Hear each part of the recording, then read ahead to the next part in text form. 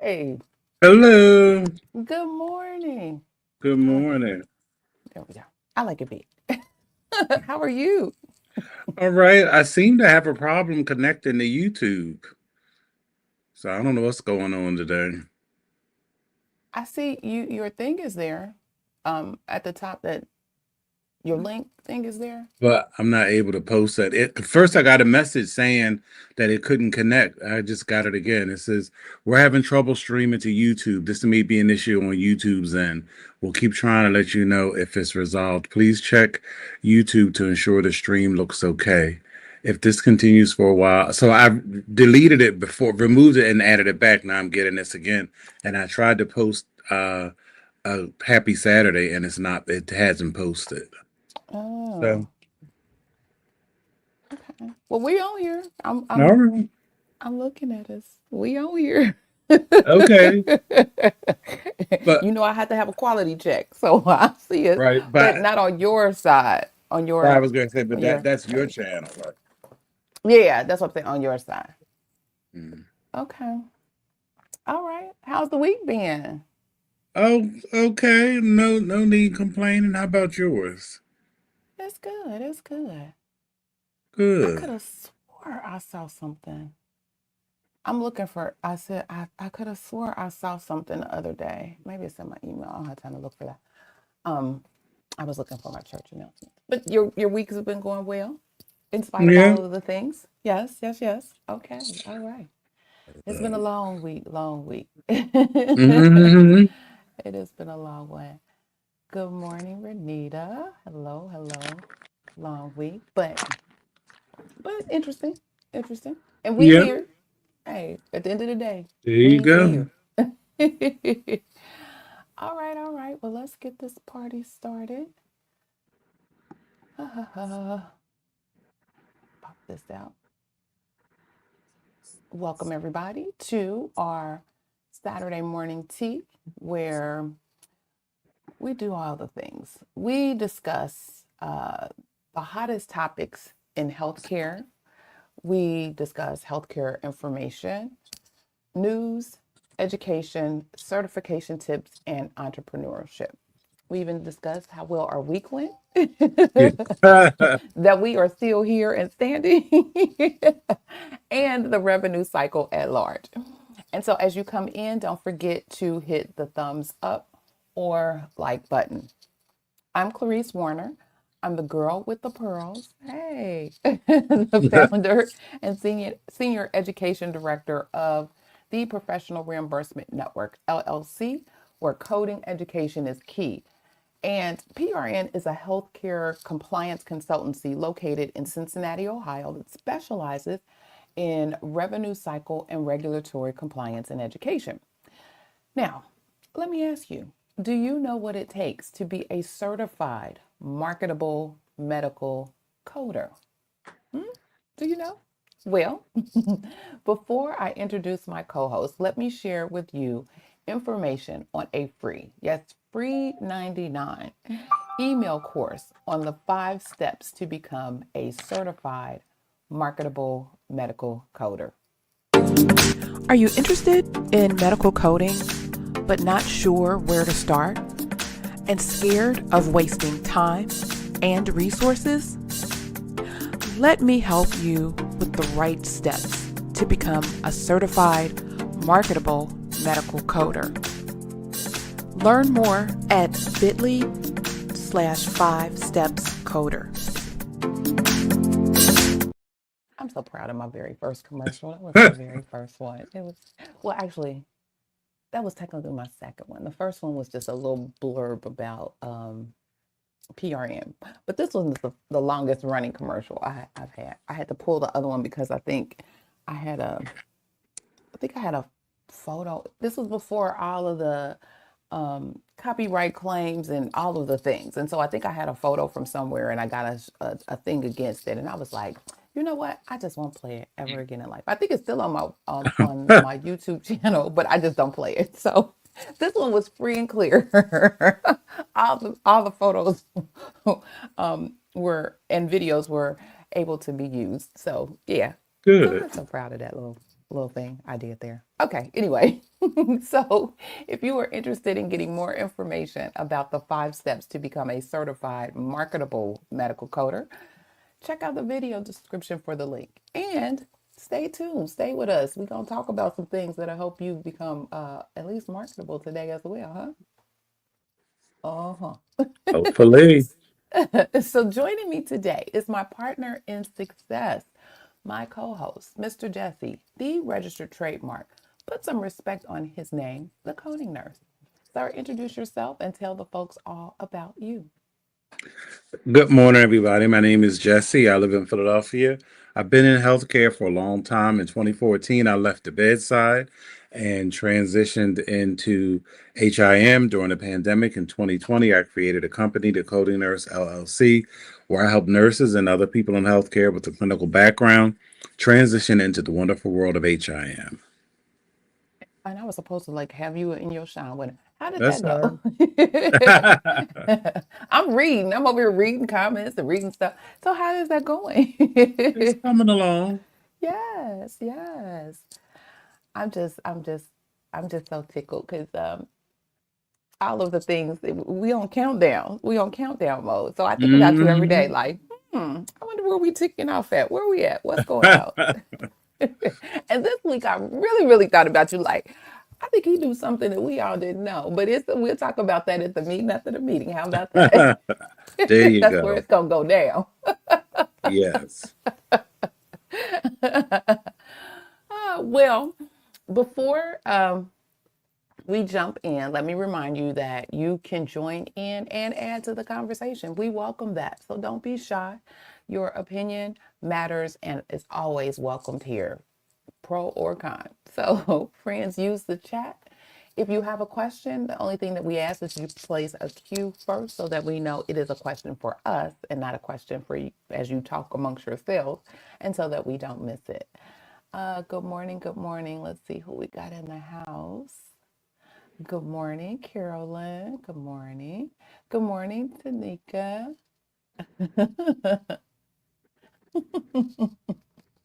How you doing? All right, all right.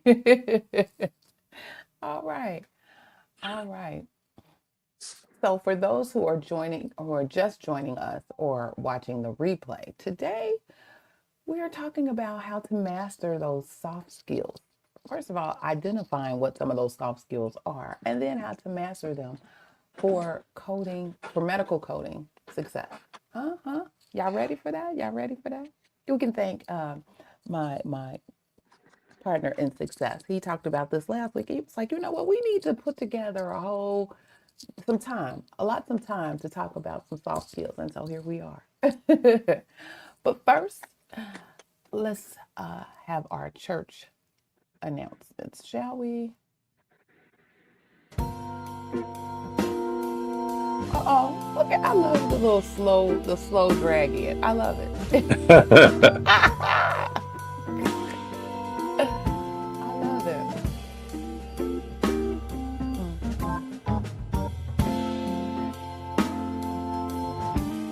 Hey, hey.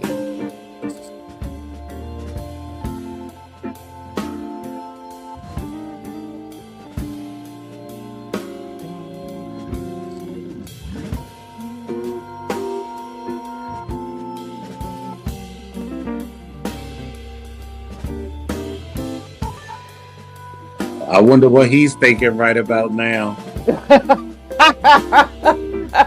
Sir.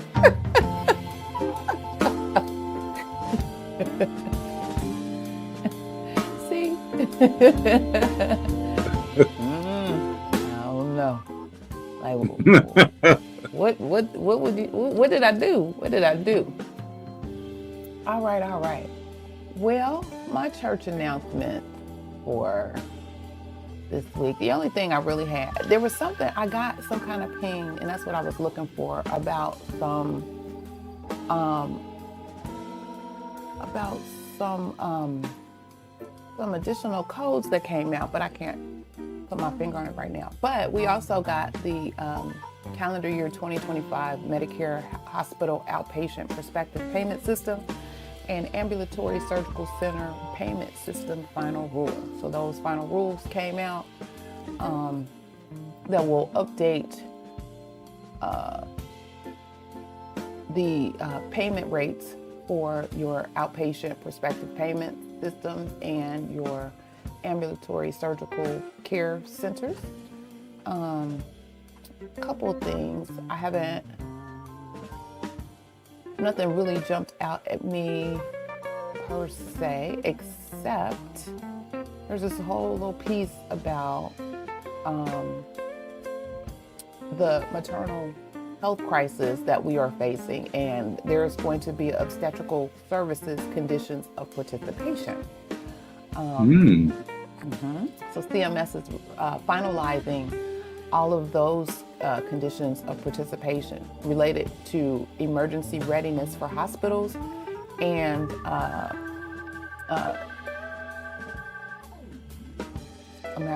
critical access hospitals. I'm like, what is a CAHOS? A critical access hospital that provide emergency services. They're also finalizing revisions to the discharge planning for the conditions of participation for all hospitals related to transfer protocol. So, so some of the provisions for OB services will be around organization and staffing. So they were putting in some standards of practice for the staffing needs for pregnant, birthing, and postpartum patients, also including physical and behavioral health. The delivery of services, training of staff. There will be a quality assessments and performance improvement program, or QAPI, for this. The emergency services readiness, transfer protocols, and they will also have like you know how it won't come all at once. There will be like an implementation phase-in piece where it will allow them to, phase one, they're requiring facilities to comply with the following requirements 6 months following the effective date of the final rule. So first phase is the emergency services readiness and the transfer protocols for hospitals. And then phase two will be organization, staffing, and delivery of services. And then phase three would be the OB staff training in hospitals and critical access hospitals, and then the QAPI program for OB. So that was the first thing that stuck out with me. Like, whoa, wait a minute, hold up. They're putting some, developing some teeth around some things as it relates to maternity. Yeah, so interesting and real curious to see how all of this plays out. Mr. Jesse, did you have any church announcements? No. What you got going on? Don't you got something going on in January, or don't you got something? Oh, just that's a regular announcement, sir. Let the folks know. Got to give the people, give the people what they want. Well, hey. I have an ICD-10 CM class starting Tuesday, January 7th at 6 p.m. So see your website for information. Yes. Is that where they go for the information? See the website, yes. Okay. And your website is? thecodingnurse.com. All righty. I had to pull them out of, don't I? Goodness gracious. Got a whole platform and several viewers. I was brewing my tea for the day. 3 tea bags, because we're going to need it. But, and of course, no one sponsors our program but PRN. However, and our lovely Patreons, don't forget about them. They help assist in sponsoring. But the tea today, I use yogi tea and I think they're so cute. Actually, the tea is very, very good. Let me start there. And the different blends that they have. But on the box, they have a yoga pose. I love yoga. I do yoga. So they have a yoga pose, and so I'm collecting the poses. I'm gonna put together a whole little sequence just using the poses on my box. But then every tea bag has like a little saying or a statement. And so today, the first one says, the brightness of your being is generated from within. The second one says, give to others and give to yourself the same attention. To me, Okay. there was a theme. Be kind to others, but always be compassionate to yourself. It was all a little self-love there. I said, well, wait a minute. And for those who really know me, they know I love quotes and all kinds of stuff. So I'll be taking pictures of these and posting these as well. Love it, love it. All right. Let's see. Let me get rid of the music. All right, and the banner. Well, that was our church announcements for the day. What you people talking about? Yes, give yourself grace. Always, always. She said, yes, congratulations. Thanks for reminding me about my good tea I just brewed. Always, always. She said, I want to move out of this crazy country. Well, we will talk all about that at the meeting after the meeting. Because like I said, I think somebody had something going on. Wait a minute. All right. So again, let the tea spilling begin. So, Miss Jessie, I don't know if you wanted to take the lead. Did you want No. really? I, Ah, he's like, I was no. just going to jump in. Okay. Well, the jumper in her. Okay. So, um, so today we're going to spill some real tea about what makes a medical coder truly exceptional. You know, we and it's more than just knowing about your ICD-10, CPT, and HCPCS codes. Way more than that. But let's see. Um, so we've talked about, over the past, well, we've talked about during the course, we've been doing this for like almost 3 years or so. I was going back like, wow, and we've been doing this a Wow. long time. we 136 episodes in, which is beautiful. I love it.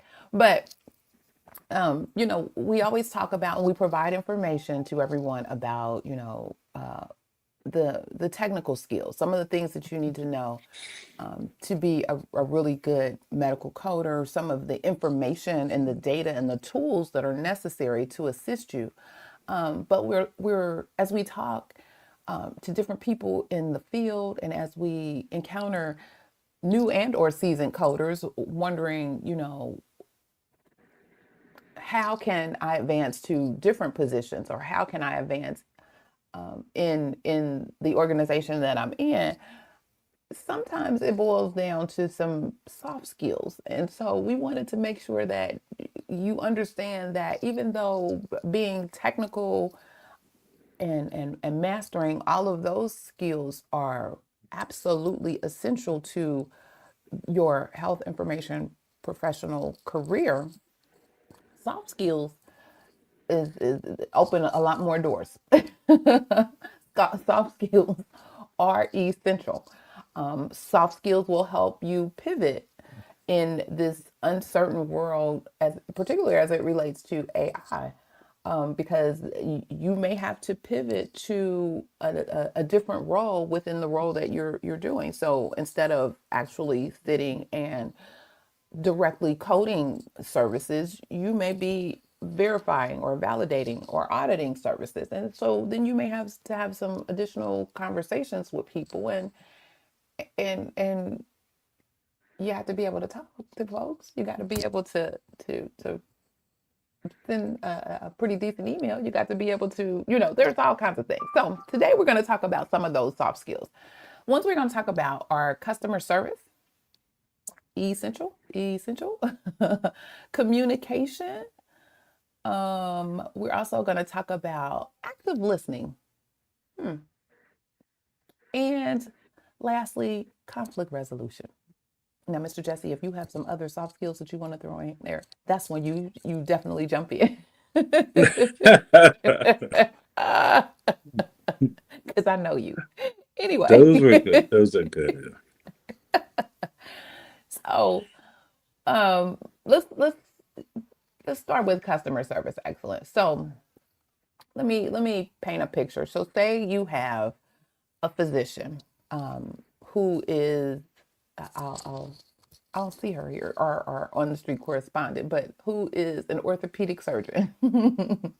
Now, orthopedic surgeons, they're doing all kinds of things. They're like building bionic people, one bone at a time. Mhm. However, this man couldn't document his way out of a box. How about that? However, and so he's frustrated because all of his stuff is getting denied and he doesn't know why. What is going on? Well, a couple things you can do. Now, some folks are in office, and I'm going to try to approach this in multiple scenarios. So if you're in a large organization, if you're in a small, one, two, three people provider office, or even if you are working remotely, so you may be tied to either one of those two settings, but you are off site.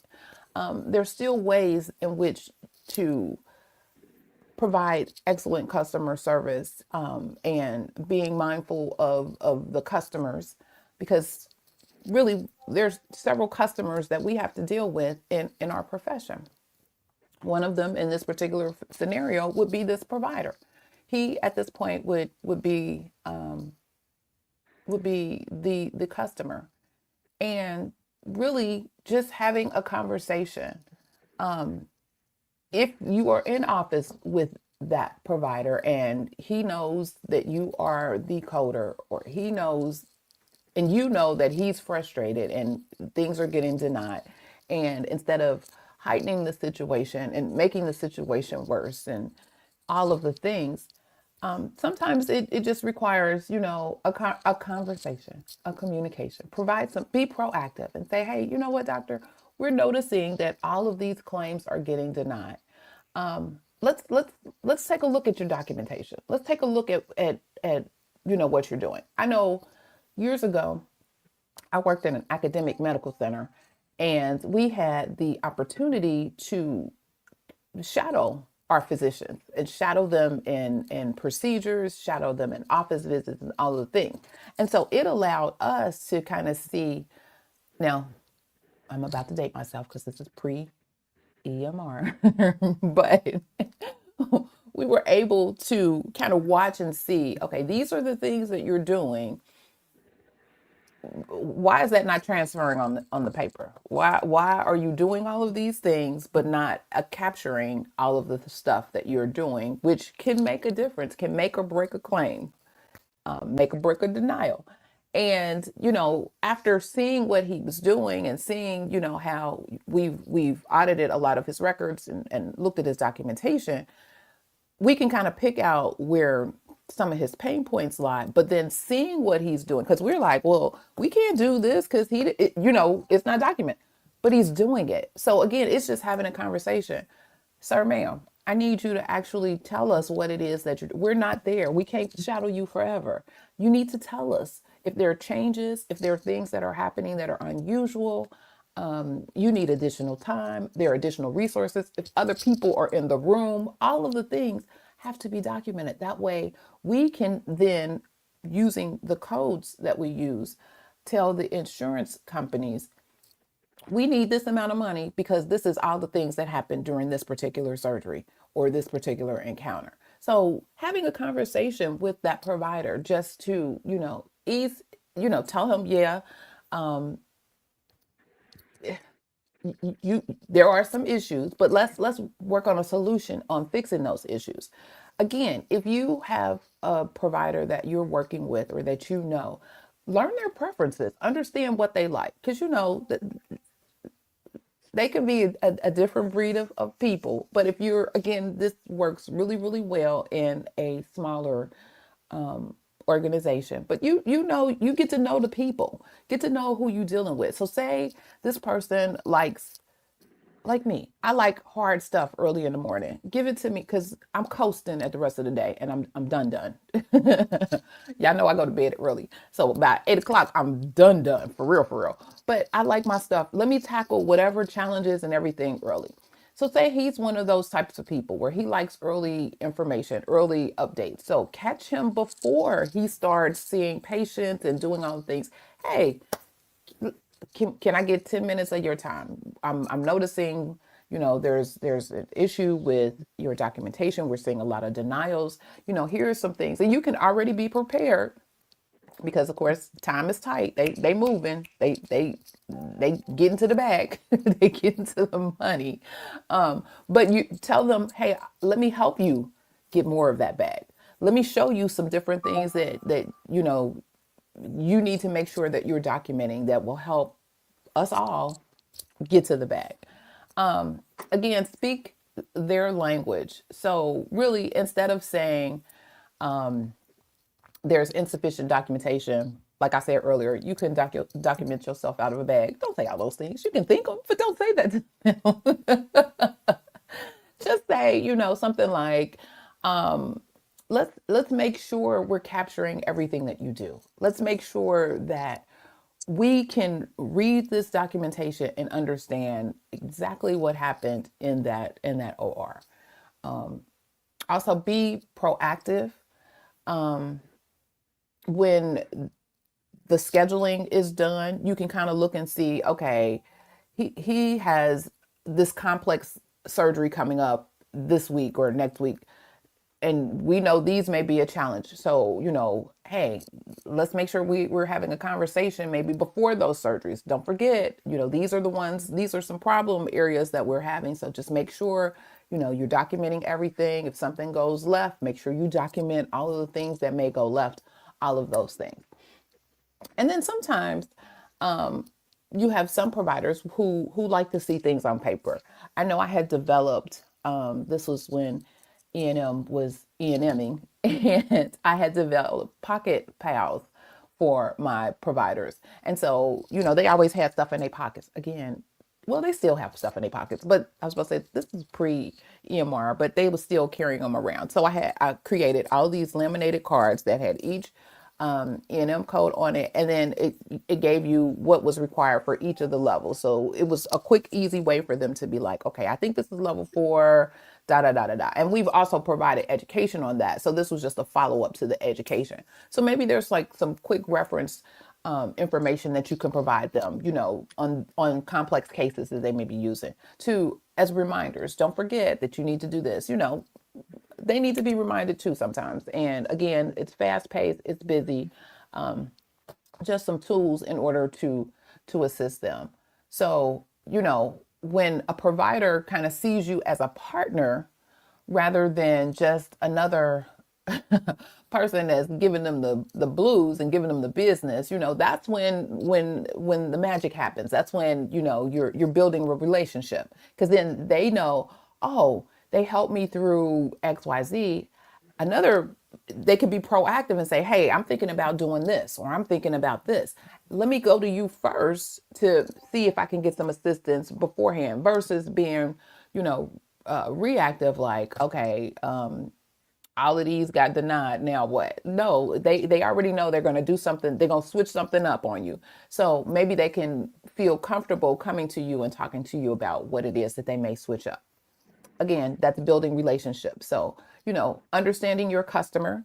Some of the customers that we have, again, the provider as a customer, and there was just some information related to that. Mr. Jesse, did you want to add in? Have any thoughts? Oh, that's definitely good about how you can reword something and rephrase it to make it more palatable. Because, you know, especially providers, some of them can be defensive anyway. Mm-hmm. So, Mm-hmm. They be like, wait a minute. Mm-mm. Okay. Now I know folks don't like to use this word, but You spend more time with these people than you do actually in your own home. But let's talk about your work family. And so this is another customer, your coworkers, the people you work with, your internal team. And we all know they can either make this job heaven or they can make it hell. So finding ways in which to communicate and provide, because they're your customer too. Having a customer service interaction with them would be helpful as well. So here's another scenario. Let's see, a front desk was drowning in prior authorization requests.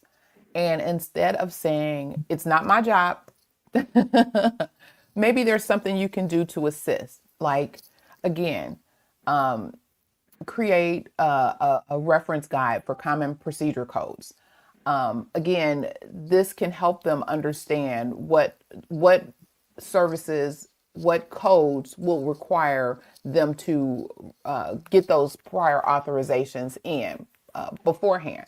And then that way, if they already know, they have, they're not scrambling trying to figure out, or it's a struggle for them, then thereby you are helping not only them succeed in their position, but you're helping the entire revenue cycle chain, because remember, they are the tip of the chain starting off at our front desk. So you're helping everybody in the long run, but just taking a few moments and providing some customer service to your team member. Mr. Jesse, you have anything on those? No, that's a good. Okay. And then other ways that you can support your billing team.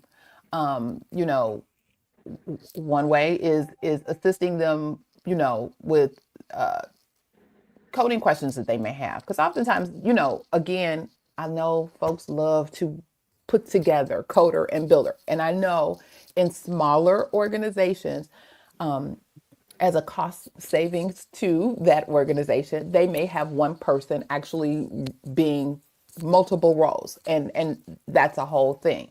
However, we all know, and you should all know by now, those are two different professions. They work hand in hand, they work in tandem, they rely on each other, but they're two different professions because they're coming from two different vantage points. So if your billing team has questions about codes, being helpful, and because again, clean claims are like a love letter to your biller. So if you can help them do what they need to do to make sure that these claims are clean going out the door, that will be helpful. Again, that is just providing great customer service to your internal team. Remember helping out the front desk, because they are the first line of defense in this whole revenue cycle that we are operating in. Again, sharing your knowledge. I said in one of my posts, when you lift others, you lift yourself, and you're lifting the whole department. So if you see somebody struggling, or if someone mentions, hey, I don't understand, da da da da da, and if you have knowledge about them, it doesn't take anything away from you to help them. So, think about how you can be instrumental in making sure your team members are leveling up and at the level that they need to be. Again, that makes you shine, because then folks feel comfortable. Hey, they helped me in doing XYZ. And especially if everything that you provided them was beneficial, they can now use you as a resource. Oh, okay. If something else comes up, well, maybe I can start with her versus going to somebody else who didn't have a clue about what was going on. You're now looked at as a subject matter expert. And so that way, you're elevated in that operation. Again, it's not limited to just a small office. It can also be something in a large hospital setting or multi-practice setting where, hey, you've assisted others and they know, okay, hey, if you ever have a question, because they talk among themselves too. If you ever have a question, you can always go to Miss Sally. Miss Sally got you, and she'll give you additional information. Look what she made for me. You need one of these, she might make one of these for you as well. So again, bringing the harmony into that team helps make the job so much better.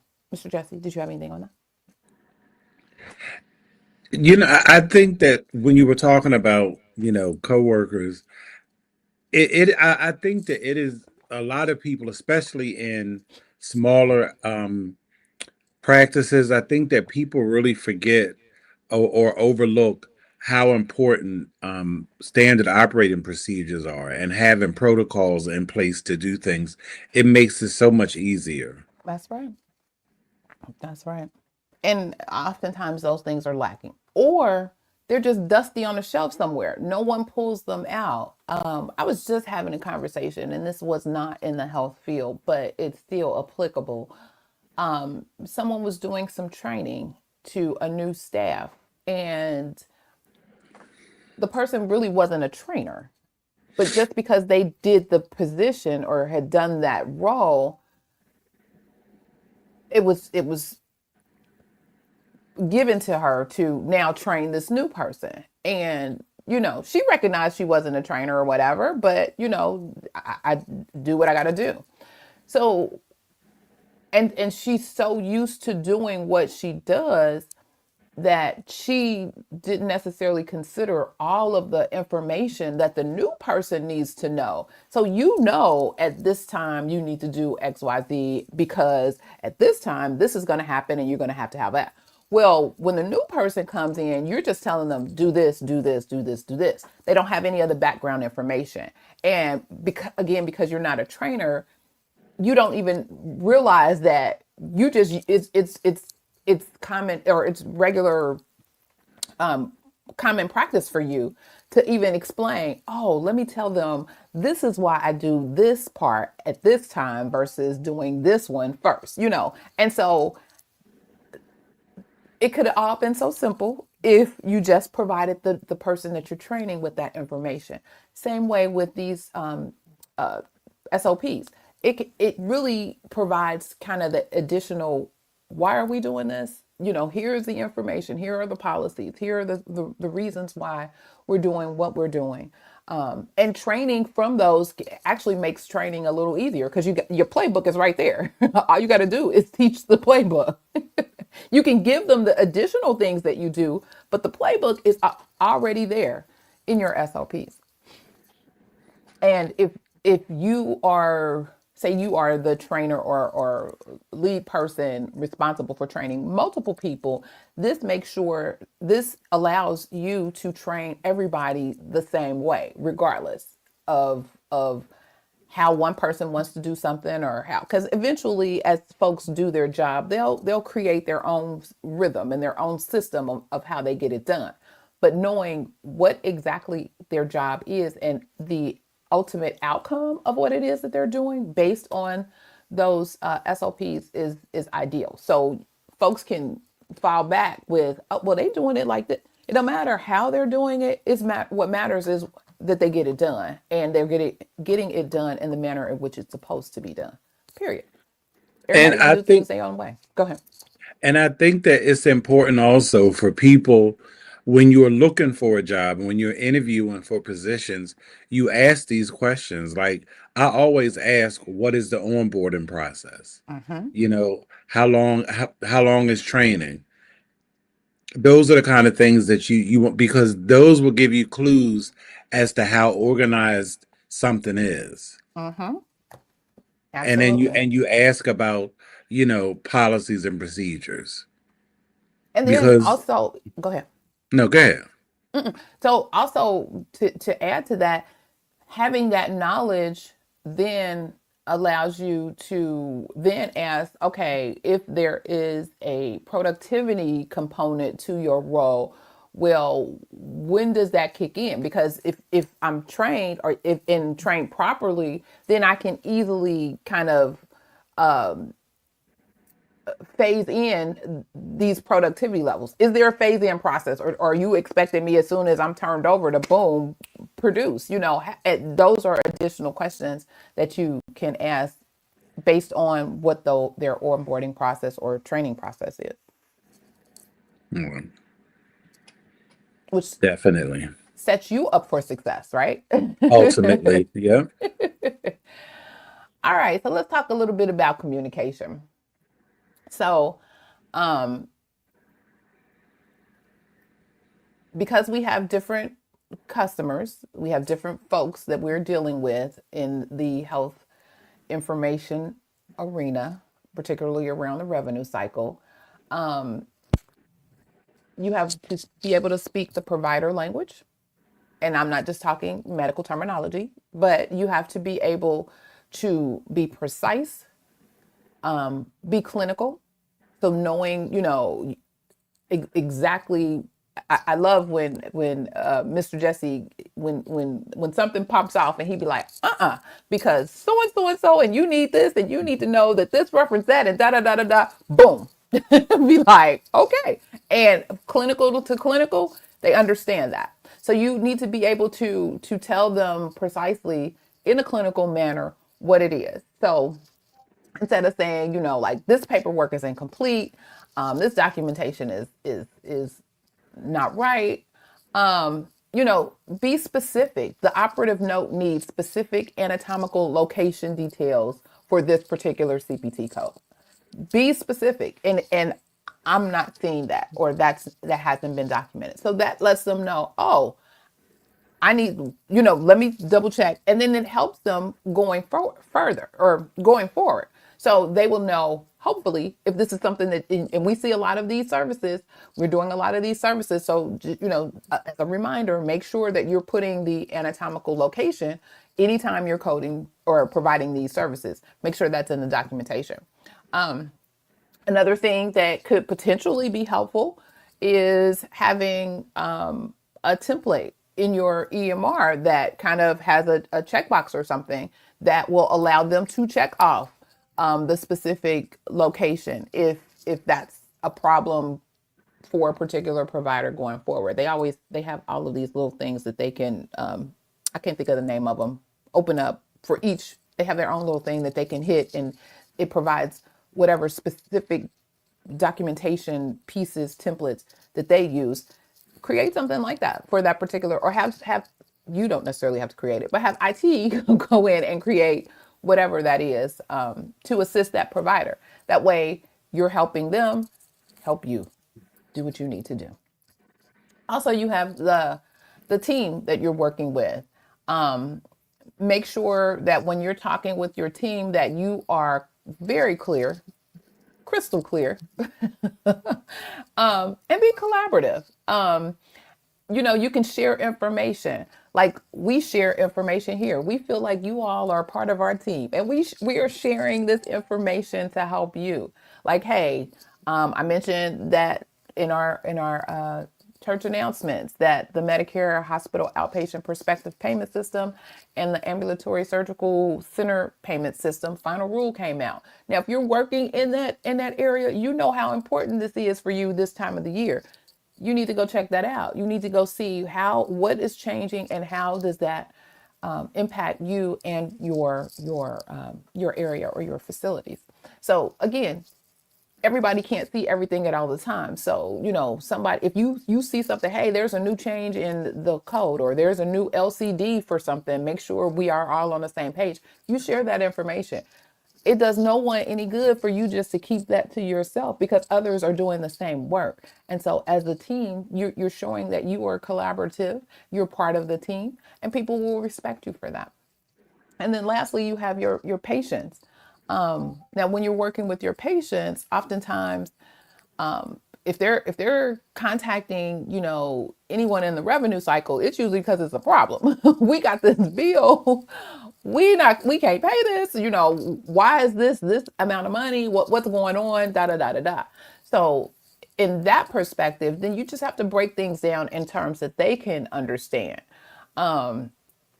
Instead of just saying, hey, this was denied for medical necessity. We know what that means. Your patients may not. So you can just say something like, we need more information from your provider. And then, this is why we need that information to be able to show the insurance company why this was necessary for you or why you needed XYZ service. So that's something that they can understand. Oh, okay. And if you can help us get in touch with your physician, that would be that would be beautiful, or whatever. If you get it, if they get it from our end and they get it from your end, this will help this go a little faster and a little smoother. But again, you have those different languages that you need to be able to speak depending on who you're having the conversation with. Mr. Jesse, did you want to jump in on Definitely. that? And when working with patients, like you also have to keep in mind like age, Mm-hmm. because everybody is not going to be um, at the same level, even in terms of contacting their insurance company. Some people just aren't comfortable or have never done it. You have to, give them the information, give them the tools to get the outcome they need when they do call. Mm-hmm. Yeah. And some other communication tips. So, say you're in a situation that provide. So you got the trifecta here. You got a provider who's frustrated about denied claims. Your team is overwhelmed because all of these things are coming back to them, and they're having to then look to find out why things are being denied. And you got a patient who's confused about the whole process because they're now getting a bill for some additional funds. And it's like, whoa, whoa, whoa. So, a couple of things that you can think about doing is one, consider what is called the sandwich method, if you will. So, you give good news, then you give areas of improvement, and then you follow up with positive action. um, Make sure you're documenting everything. In our world, if it's not written, it didn't happen. So make sure things are documented so well, I talked to the provider about XYZ. I talked to our team. This is how we're planning to move forward to make sure we execute this. And we also made sure that the patient was informed and told about the situation.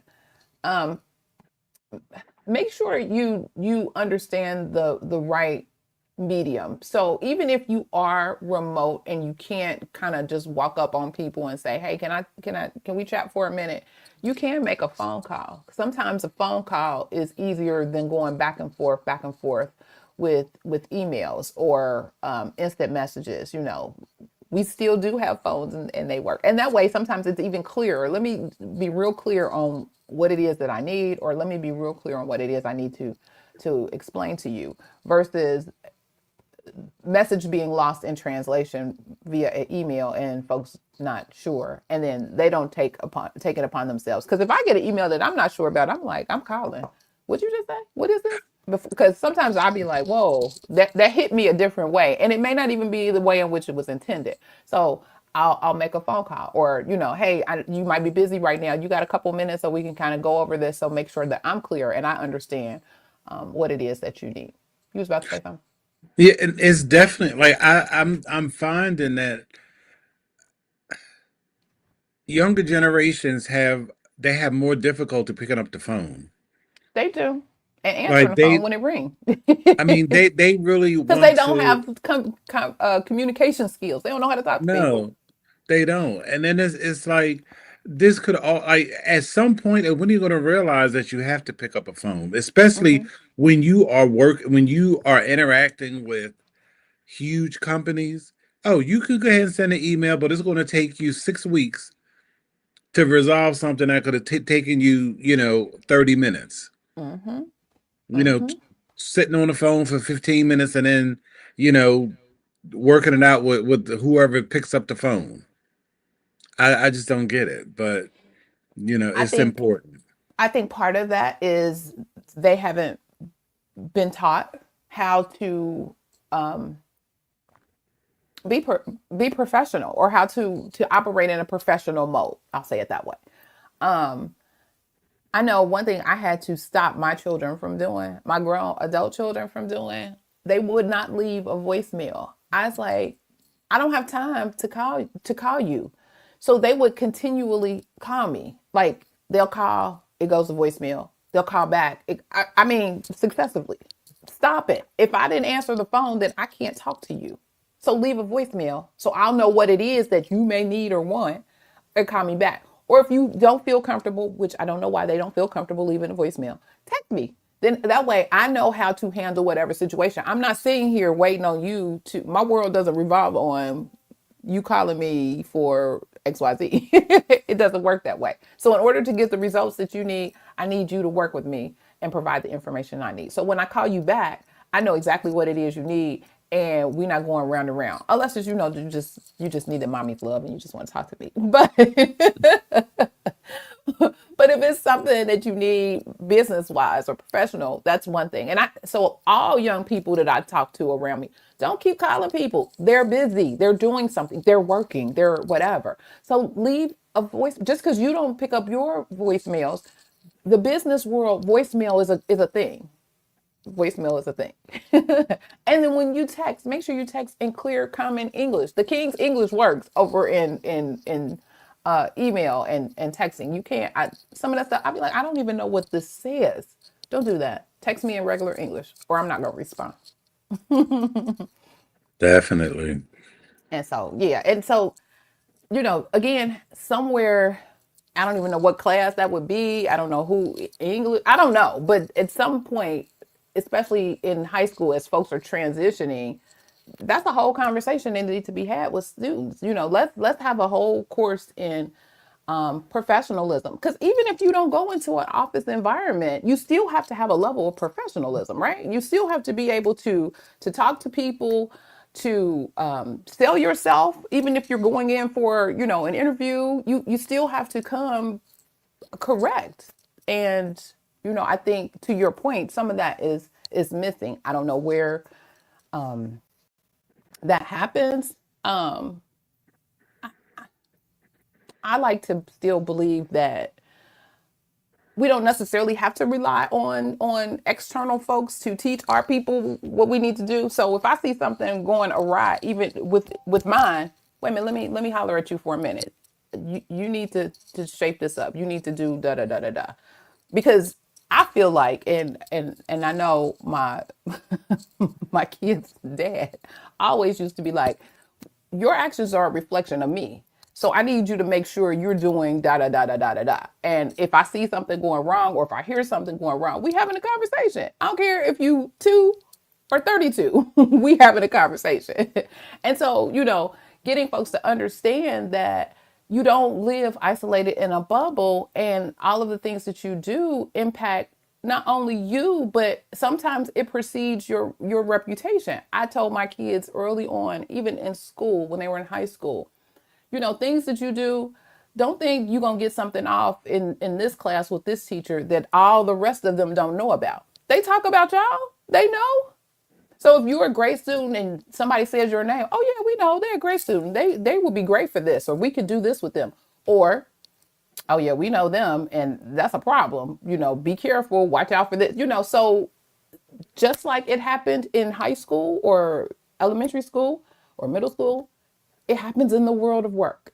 And so you need to be mindful of and be careful of and protect your reputation and your integrity as you move through these areas. I've talked about before how oftentimes people calling me, I need so and so and so. You got some time? Can you take this job? Is this something you looking for? They're calling me because my reputation precedes itself. Folks know that I'm going to do what I'm going to do. I'm going to be that resource. I'm going to give you whatever.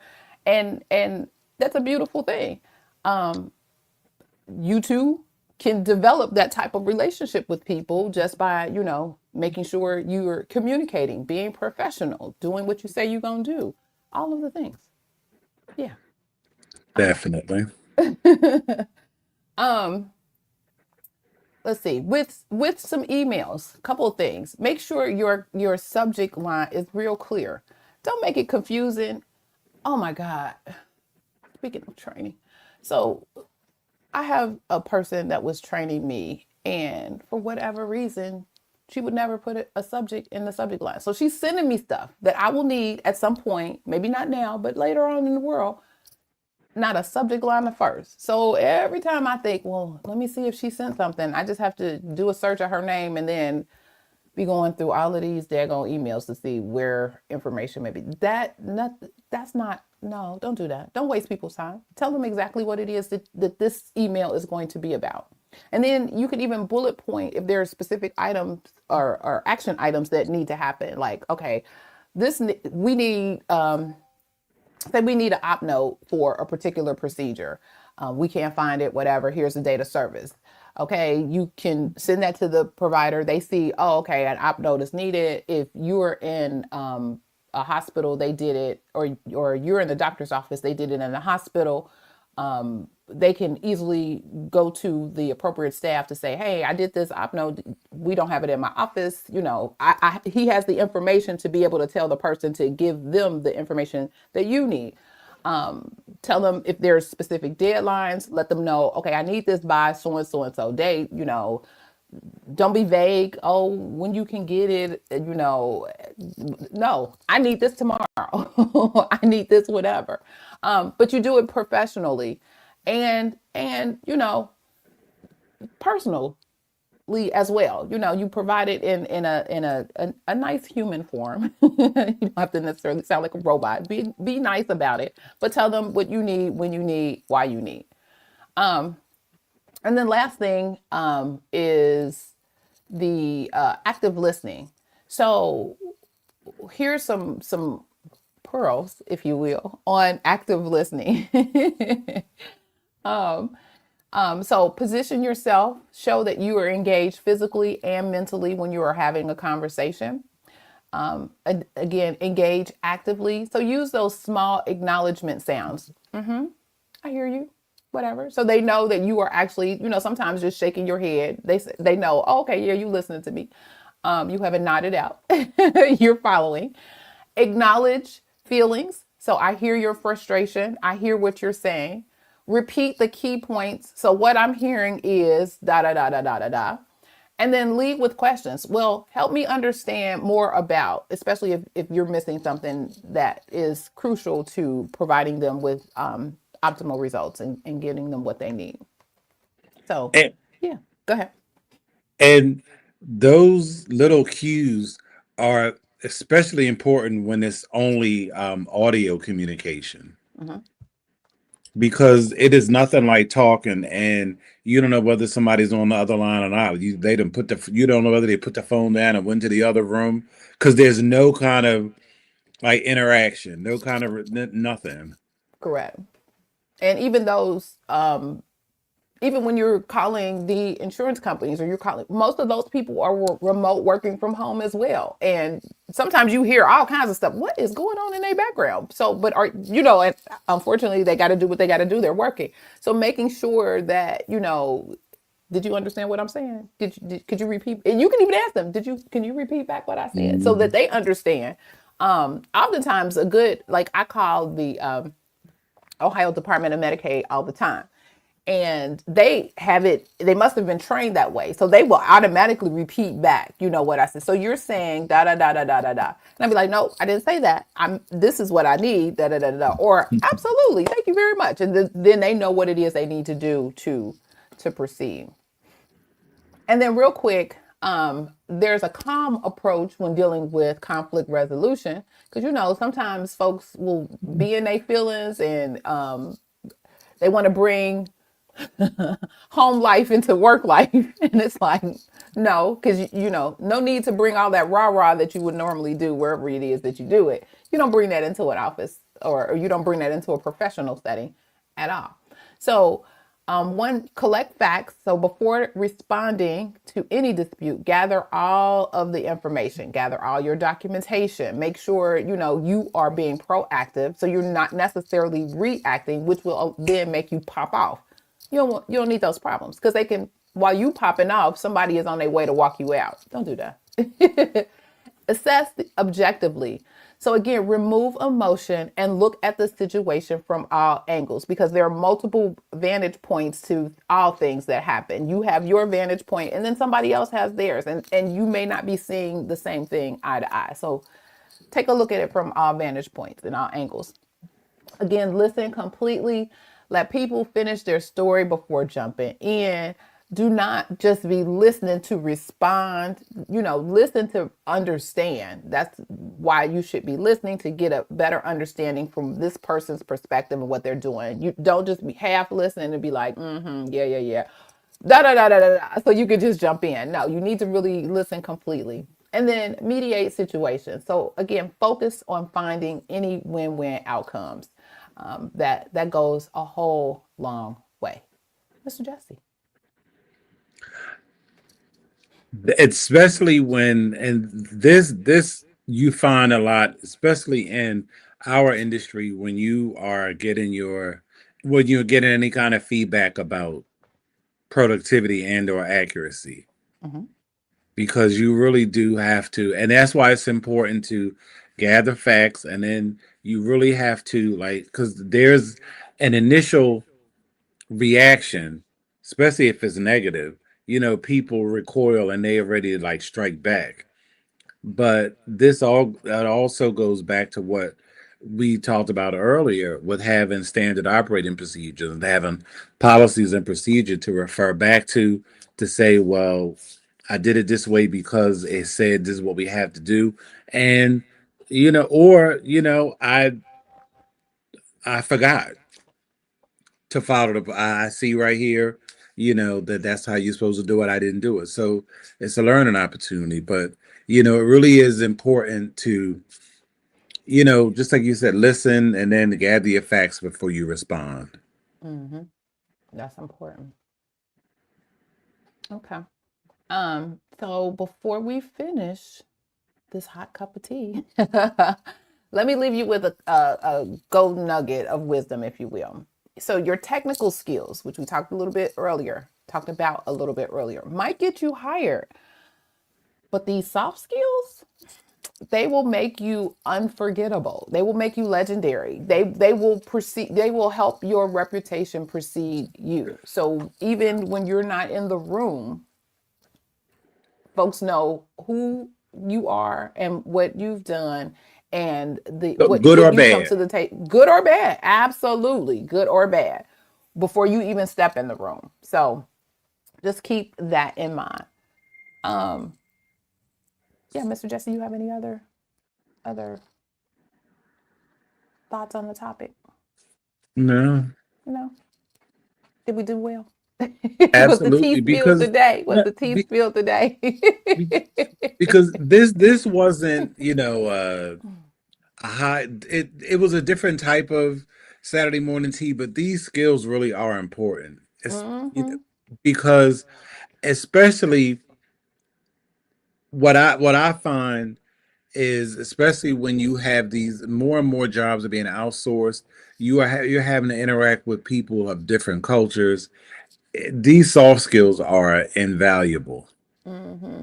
They And to really, that really point, are. especially dealing with people of different cultures, their norms, the way in which they interact may be totally different. So taking the time to again listen, communicate, and build those relationships will go a long way, because then you will be able to understand how to communicate with each other.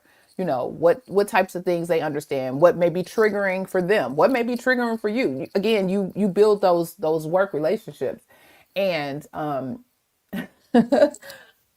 folks always say, I'm not going to work looking for friends. I'm not even talking about looking for friends, but you're spending a lot of time with these people. You have to be able to work together. You have to be able to be part of the team. Otherwise, what do they need you for? Why? Right. So you must be able to uh, to communicate, and be a team member and all of the things. All right. Well, yeah, I think the tea was spilled today. I think the tea was spilled today. Um, Definitely. yeah, you all know about, because we are at the top of the hour. You all know about our tea sippers, the PRN tea sippers. Let me see if I can pull that up. Doo-doo-doo. Yes. So, are you thirsty for perspectives on the healthcare revenue cycle? So, by becoming one of the PRN tea sippers, you'll join a community of sharp minds who savor the complexities of the healthcare revenue cycle. Why sip alone when you can steep in knowledge together? Why you be tickled about that? Come, let's spill the tea on the industry highlights. Here's what you can expect as a valued member of the Tea Sippers. Exclusive healthcare insights. So gain access to in-depth articles, webinars, and resources covering the latest healthcare trends, compliance updates, and revenue cycle best practice. Speaking of compliance updates, that's what we're going to talk about next week. Because I know y'all talk a lot about these small practices and them not necessarily knowing about what they need to have as it relates to compliance. There's a whole guidance that that's what we're going to talk about next week. Okay. I done got off. Early access. Be the first to receive expert insights and guides, ensuring you stay ahead in the ever-evolving healthcare industry. Personalized support. Enjoy direct access to our team of experts for guidance on medical coding, complex issues, and revenue cycle management. We're here to answer your questions and support your professional growth. And my favorite, community connection. Join a private community of healthcare professionals where you can network, share experiences we do, and collaborate on finding solutions to common challenges. So by supporting us, you're not only advancing your healthcare knowledge and career, but also contributing to the success of the Professional Reimbursement Network, LLC, a resource that empowers healthcare professionals like you to thrive in their roles, goals, and dreams. So thank you for considering becoming a member of the PRN Tea Sippers. For the cost of 2 cups of tea, you can join the community. So check out the link in the description of the video. Or you can check out bit.ly/the PRN Tea Sippers. Your support means the world to us, and we look forward to helping you excel in the world of health information and healthcare revenue cycle. Yay! So, I see the teacups already. I was about to say, put your teacups in, put your teacups in. Let me remove that. So, I also have a special request for all of you amazing viewers out there. If you found this information or this episode helpful, don't keep it to yourself. Share the knowledge with your colleagues. Share with your friends. Share with somebody who you think need to hear how to be a team member, how to have some communication skills, how to write an email, any of those things. So hit that share button. And why not subscribe to our channels while you are at it? That way, you'll never miss a drop of our health information, compliance, revenue cycle, and medical coding tea. Lastly, if you got thoughts, questions, or experiences you want to share about today's topic, we'll love to hear from you. So drop an additional comment below and let's keep the conversation brewing. If you enjoyed this episode, give it a thumbs up. It helps more healthcare professionals find out about our content. And also don't forget to check out the Coding Nurse channel on YouTube. And if you're interested in the upcoming, we done got smile. If you're interested in the upcoming course that the Coding Nurse, his ICD-10 course, make sure you check out his website, codingnurse.com. Yes. Yes, check out his website as well. So remember go ahead. Oh, go ahead. I was Finish coming your to you. spiel. Okay. Don't give me the spiel. Remember, at the Saturday Morning Tea, we're all about building a community of savvy, informed health professionals. So like, share, subscribe, and comment. Let's grow this community together. Mr. Jesse, do you have any final thoughts? Just a funny, when you were talking about sharing the information, there's somebody on YouTube that I follow, and he finishes with tell a friend, tell a foe, tell a heifer you hate. Okay. As long as you're telling it, right? Yes, Don't care who it is, just tell them. So I love that. So again, this has been a great session. See all you tea sippers at 10:15 a.m. All links are in our Patreon page. And remember, be safe, be kind, and don't wish for it, work for it. Until next time, take care. Have a great weekend.